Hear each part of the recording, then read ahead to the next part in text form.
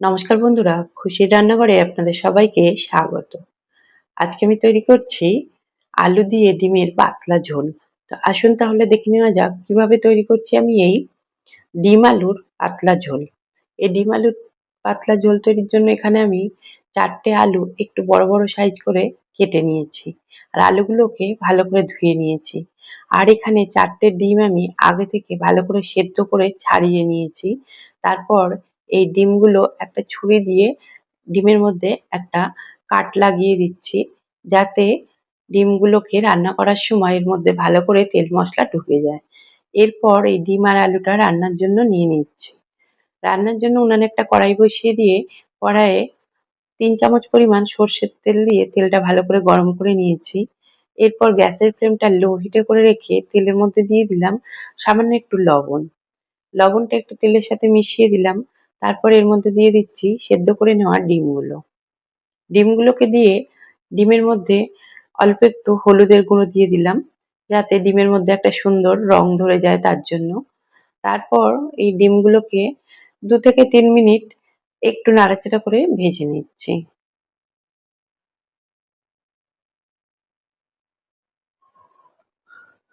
ডিমগুলো ভাজা হয়ে গেছে আর ডিমের মধ্যে একটা খুব সুন্দর রং ধরে গেছে।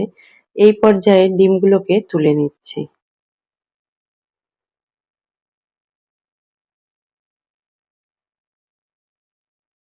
ডিমগুলো তুলে নিয়ে ওই তেলের মধ্যে দিয়ে দিচ্ছি টুকরো করে কেটে নেওয়া আলুগুলো।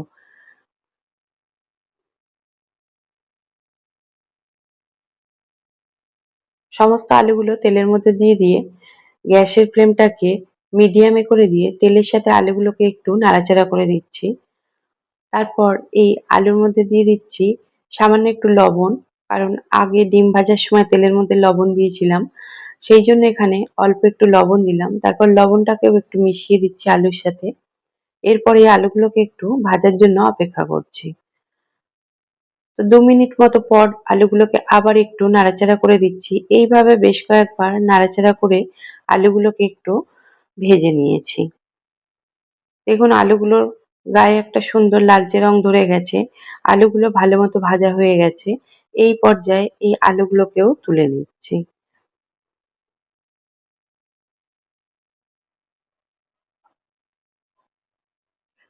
সমস্ত আলুগুলো তুলে নিয়েছি। তারপর গ্যাসের ফ্লেমটা লো হিটে করে রেখে এর মধ্যে দিয়ে দিলাম একটা তেজপাতা, দিয়ে দিচ্ছি একটা ছোট দারচিনির স্টিক, দিয়ে দিচ্ছি 3টে লবঙ্গ আর 2টো ছোট এলাচ দিলাম মুখগুলো একটু ফাটিয়ে। ফোড়ন থেকে একটা সুন্দর গন্ধ বেরোলে সেই পর্যায়ে এর মধ্যে দিয়ে দিচ্ছি একটা বড় সাইজের পেঁয়াজের টুকরো। পেঁয়াজের টুকরোটা তেলের মধ্যে দিয়ে ভালো করে একটু তেলের সাথে নাড়াচাড়া করে দিচ্ছি।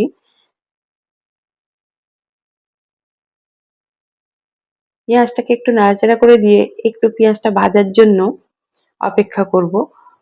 তো 2-3 মিনিট আমি পেঁয়াজটাকে একটু নাড়াচাড়া করে লাল লাল করে ভেজে নিয়েছি। এরপর এই পেঁয়াজের মধ্যে দিয়ে দিচ্ছি 1/2 চামচ পরিমাণ রসুন বাটা আর দিয়ে দিচ্ছি 1/2 চামচ পরিমাণ আদা বাটা। আদা রসুন বাটাটাকে পেঁয়াজের সাথে ভালো করে একটু ভেজে নিচ্ছি, যাতে আদা রসুনের কাঁচা গন্ধটা চলে যায় তার জন্য। 2 মিনিট মতো আমি আদা রসুনটাকেও একটু বেটে নিয়েছি। এরপর এর মধ্যে দিয়ে দিচ্ছি একটা মিডিয়াম সাইজের টমেটোর পেস্ট। টমেটোর পেস্টটাকে দিয়ে একটু পেঁয়াজের সাথে নাড়াচাড়া করে দিচ্ছি। আর এই সমস্ত মশলাগুলো ভাজার সময় গ্যাসের ফ্লেমটাকে লো হিটে করে রেখেছি। তারপর এর মধ্যে দিয়ে দিচ্ছি সামান্য একটু লবণ। আমি তেলে ডিম দেওয়ার আগেও লবণ দিয়েছি, আলু ভাজার সময় লবণ দিয়েছি। সেই জন্য এখানে খুব সামান্য একটু লবণ দিয়ে দিলাম। দিয়ে টমেটোটাকেও একটু কষিয়ে নিচ্ছি। 2 মিনিট মতো টমেটোটাকে একটু কষিয়ে নিয়েছি। এর ফলে টমেটোর কাঁচা গন্ধটাও চলে গেছে। এই পর্যায়ে এর মধ্যে দিয়ে দিচ্ছি এখানে আমি 1/2 চামচ জিরে গুঁড়ো, 1/2 চামচ ধনে গুঁড়ো, 1 চামচ লাল লঙ্কার গুঁড়ো আর 1/2 চামচ কাশ্মীরি লাল লঙ্কার গুঁড়ো একটু জল দিয়ে ভিজিয়ে রেখেছিলাম। সেই মশলাটা আমি এর মধ্যে দিয়ে দিলাম। দিয়ে একটু নাড়াচাড়া করে দিলাম। তারপর গ্যাসের ফ্লেমটাকে মিডিয়ামে রেখে এই মশলাটাকে একটু কষিয়ে নিচ্ছি। তো মশলাটা একটু কষানো হয়ে গেছে। এই পর্যায়ে এর মধ্যে দিয়ে দিলাম সামান্য একটু জল। দিয়ে মশলাটা জলের সাথে একটু মিশিয়ে দিলাম।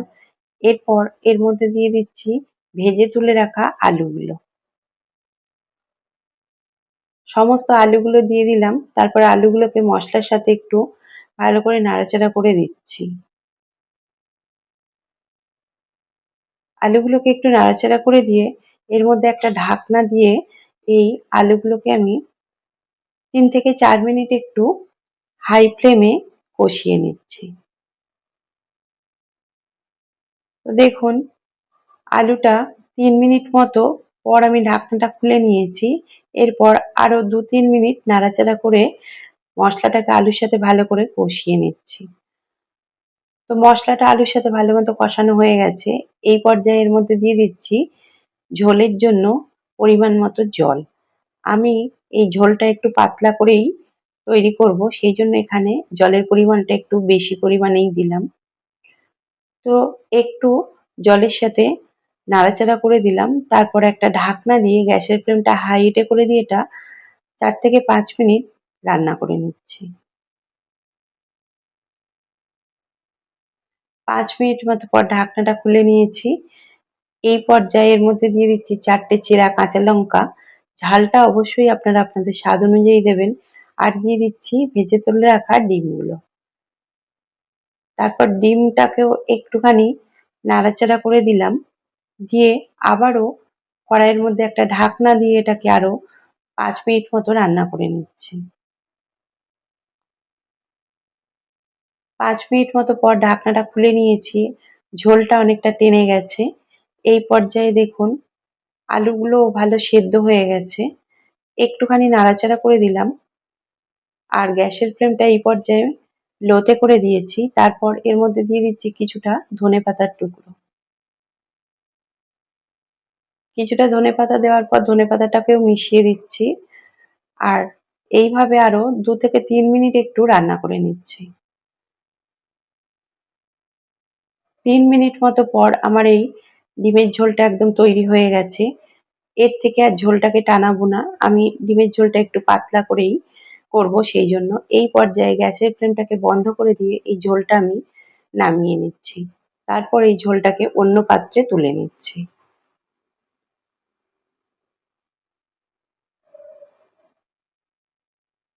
দেখুন ঝোলটাকে অন্য পাত্রে তুলে নিয়েছি। তারপর গরম গরম এই ডিমের ঝোলটা আমি পরিবেশন করে দিয়েছি। আর এই ডিম আলুর পাতলা ঝোলটা ভাত বা রুটি সবকিছুর সাথেই খেতে কিন্তু খুবই সুন্দর হয়। তো বন্ধুরা, আজকে আমার এই আলু দিয়ে ডিমের পাতলা ঝোলের রেসিপি আপনাদের কেমন লাগলো অবশ্যই মতামত জানাবেন। যদি ভালো লেগে থাকে তাহলে একটা লাইক দেবেন। আর যদি আমার চ্যানেলের নতুন বন্ধু হয়ে থাকেন তাহলে আমার এই চ্যানেলটি সাবস্ক্রাইব করে দেবার অনুরোধ রাখলাম। ধন্যবাদ।